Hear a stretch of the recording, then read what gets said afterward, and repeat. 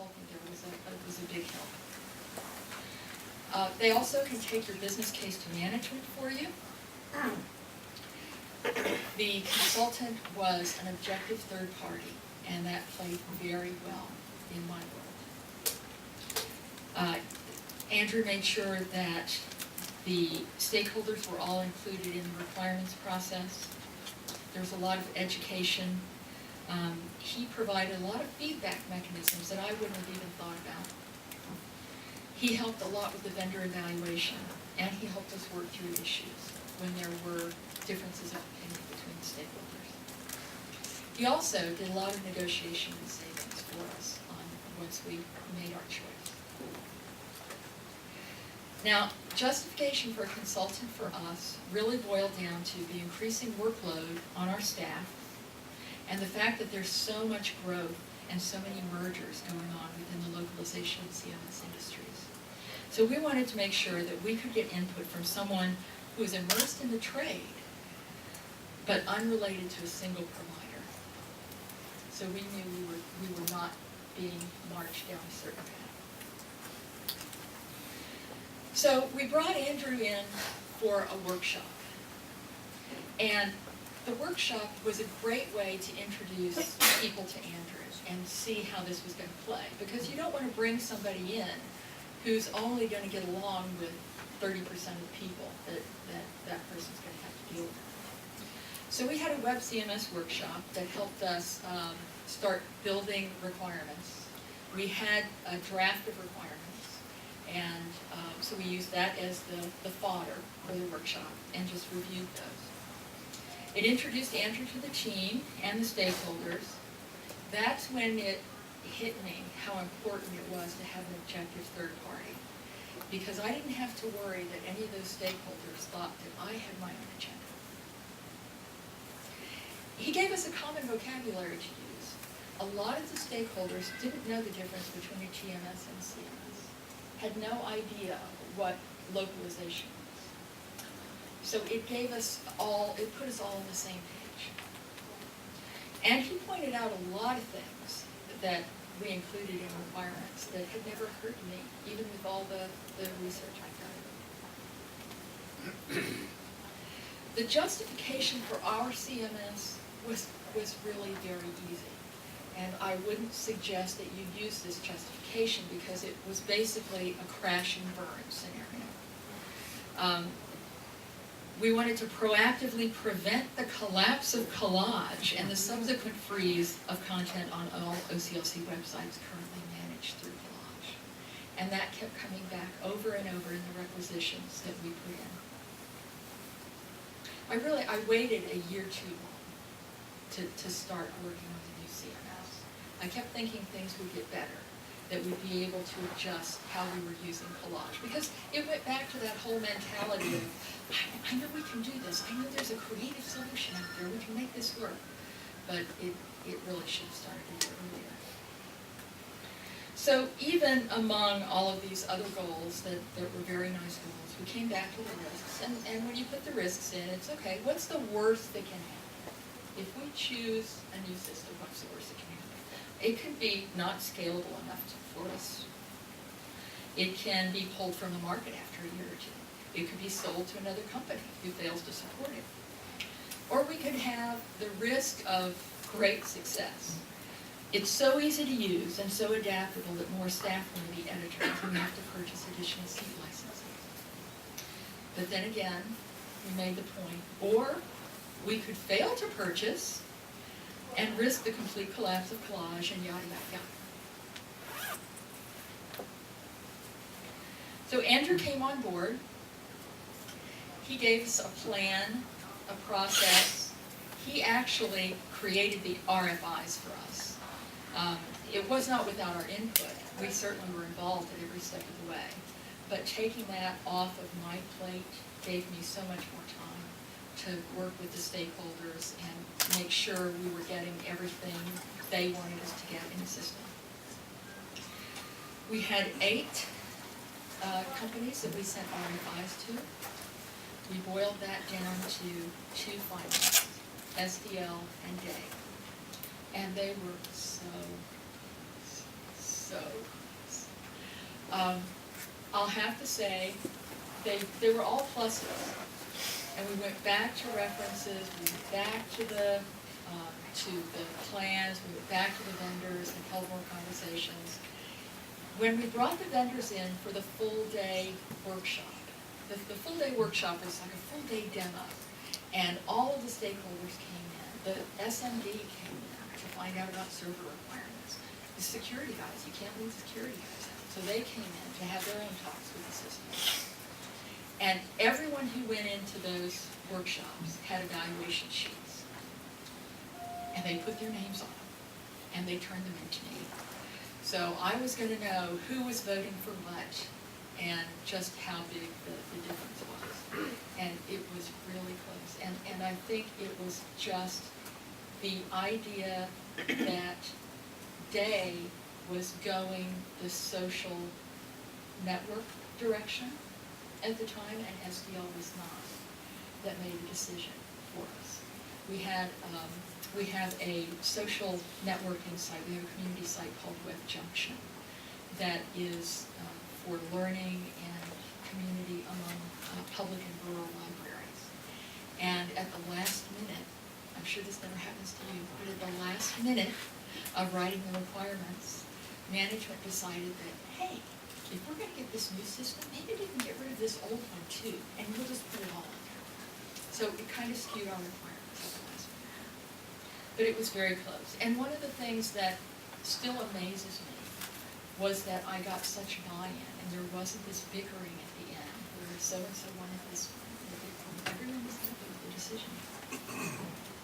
What we didn't know, but we know now, reality bites.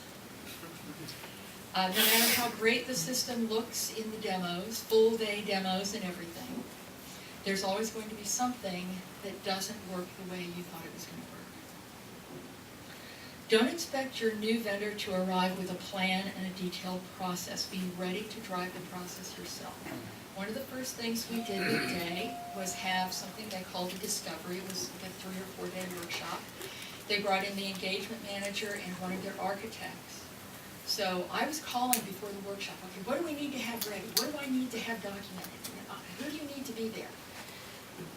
Well, they got there and it was I thought they'd come in with checklists. I thought they'd come in and say, okay, this is step 1, this is step 2.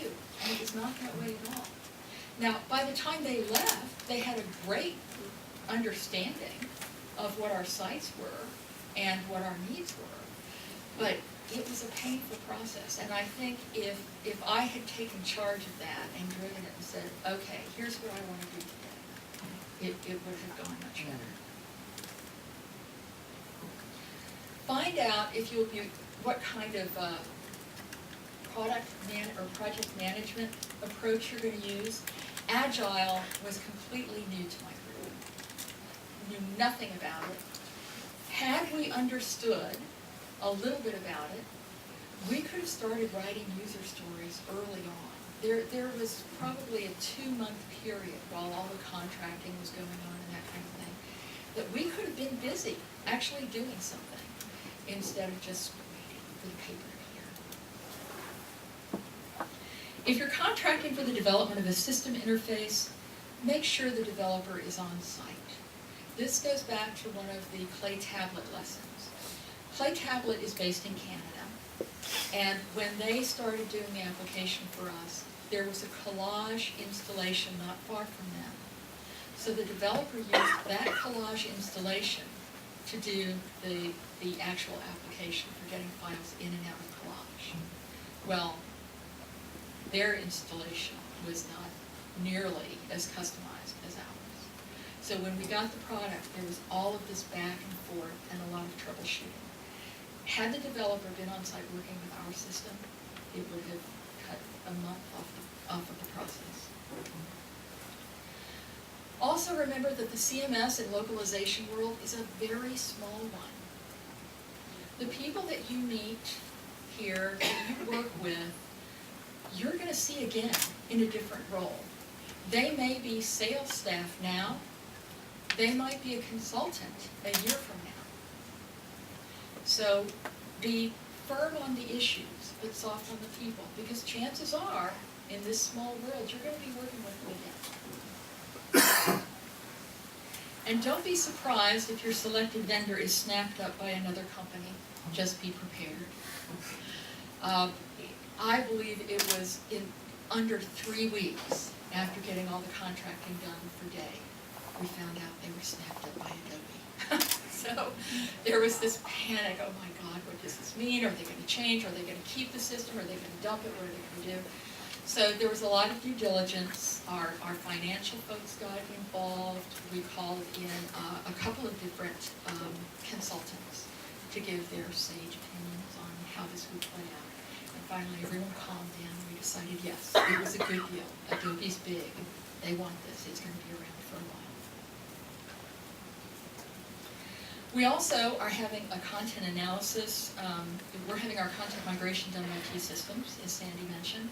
One of the things we did after we chose the system was to have a content analysis done by Velosa. And that was really money well spent. Now, I don't know how many of you keep a detailed content audit of your site, the page-by-page audit. I did not. So I wondered how we were going to handle this migration. Day's response when we first talked to them was, oh, well, most of our clients just do manual migration. I said, no. No, we have 16 sites. No, we're not doing manual. So we were able to go out. Again, Andrew was a great help, found Velosa for us, and we got the published pages scanned. They have taught us what it means to do an automated migration, and it gave us a list of cleanup projects that we could actually start working on so that when migration happened, we wouldn't be moving over a lot of dirty data. And it gave us the means to actually do that detailed content. So now I've got that. I have this giant spreadsheet that I'm trying to write. So now we've got the CMS. What's left is the translation management system. On that part, we're working with WeLocalize and their system, Global Site. We went through the same process we did before when we chose a translation service provider. But this time we had Andrew on board as well. Interpro has been great. We're still transitioning, actually, from Interpro to WeLocalize. But Interpro did not offer the same level of automations we could get from a larger company. Our CMS status, we're using Agile.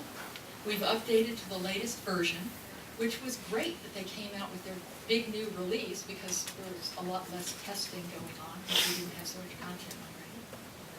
We're finishing up our first release, and that consists of the email content that we push out through What Counts, campaign pages, and forms. We have about 118 forms. All of the forms had to be rebuilt from scratch, so we're still working on that. And we already have about 200 user stories written for our second release, which is the big kahuna, the big corporate site. .org support and research.